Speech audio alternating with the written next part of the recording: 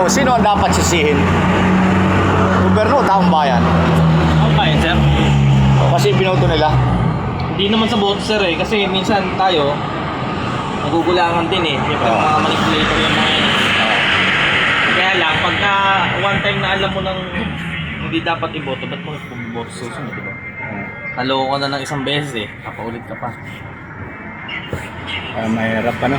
Kaya lang dyan kasi yan, sir, sa Marcos, sir. Expected kasi natin, matino magiging pamamalakad yan. Kasi siyempre, oo nga naman, nung sabihin natin na ayaw niya nang mag-ayos sa katulad sa tatay niya yung sitwasyon, di ba? Tapos pangalawa, sinuportahan pa ng Duterte. And Duterte, nung last term nila sa tatay, kahit sabihin mong medyo may patayan, maganda naman ang palakad, wala namang kaso ng korupsyon, di ba? Kaya marami. Ilang naman ang dahilan kung bakit si Duterte nasa daig eh. Dahil lang dun eh. Pero sabihin mo korupsyon, wala namang korupsyon. Kaya ngayon, napakarami naman ng mga tao sa lansangan, ano? Kaya ngayon, naloko yung mga tao kasi kala nga, yung presidente eh, matino. Ngayon, ang ending, nanabla. Puro nakikita ko kasi sa balita dito sa ating Facebook, puro gano'n, dapat. Ayan. So guys, yun na, panaya pa rin mga nasa bangkita na tumutulog ng mga mahirap na katulad natin. Hindi papayag yan. Ayan, guys. Ngayon, yung tao ba yung vice kasalanan? presidente,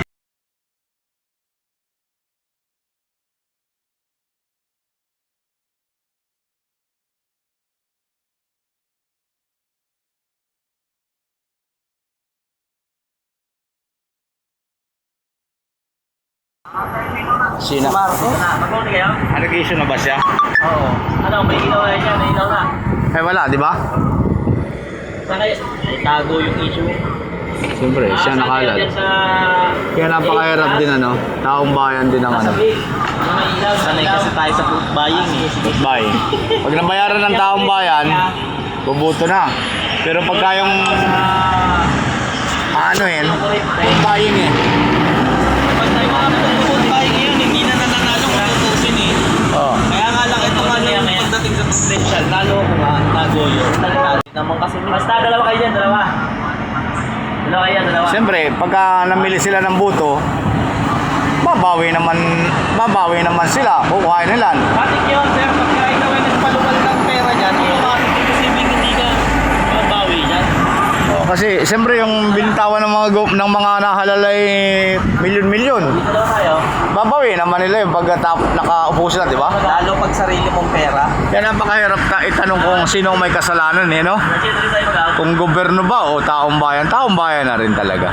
Sige, para... Ang problema, nakagobyerno naman, kaya hindi nila nakikita yung maliliit na mga katulad natin, mga naghahirap sa ilalim, no? Ano kasi discount kasi ng gobyerno dyan ngayon sa kapansin. Yung mga 4-piece. Oo. Hindi naman sasakay dito. Wala sasakay na. Wala bus na. Wala na. Mga 4-piece. Yan, sis. Sis. Sir, tingnan mo sa 4-piece na lang. Karamihan dyan, maraming anak. Oo. Oh. Ilan yun pag nagsilakihan yun, ilan yung butati. Pag nagbina tayo mga yun, syempre, nakatulong gobyerno sa kanila, 4-piece eh. Ilang butante yun. Mahirap talaga, Master, ayan. Walang sisihan dapat, walang sisisihin. Yan yung lumabas sa resulta, no? Taong bayan, nagpabayad. Gobyerno, namayad. Kaya mahirap pag humalal ka. Ikaw pag naging presidente, wala na rin. Ikaw na rin yan.